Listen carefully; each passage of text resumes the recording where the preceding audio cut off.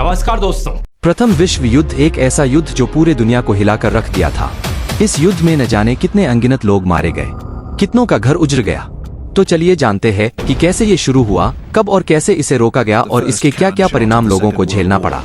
प्रथम विश्व युद्ध एक वैश्विक युद्ध था जो 28 जुलाई 1914 से 11 नवंबर 1918 तक चला। इसे महायुद्ध या महान युद्ध भी कहा जाता है। युद्ध के कारण प्रमुख यूरोपीय देशों के बीच साम्राज्यवादी प्रतिस्पर्धा युद्ध का एक प्रमुख कारण था। हर देश अपने साम्राज्य का विस्तार करना चाहता था। यूरोप में विभिन्न देशों के बीच बनाए गए गठबंधन भी युद्ध का एक कारण बना। हरकंप तो तब मंच गया जब 28 जून 1914 को ऑस्ट्रिया हंगरी के आर्चड्यूक फ्रांज फर्डिनेंड की सर्बियाई राष्ट्रवादी गवरिलो प्रिंसिप द्वारा हत्या कर दी गई, जिसने युद्ध को भड़काने का काम किया। युद्ध के प्रमुख पक्ष। ये युद्ध दो पक्षों में बटा हुआ था। पहला मित्र राष्ट्र, इसमें फ्रांस, ब्रिटेन, रूस, इटली, जापान और बाद में संयुक्त राज्य अमेरिका शामिल थे।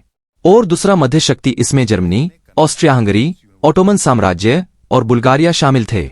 1917 की रूसी क्रांति के बाद रूस ने युद्ध से बाहर होने के लिए ब्रेस्ट-लिटोव्स्क की संधि पर हस्ताक्षर किए।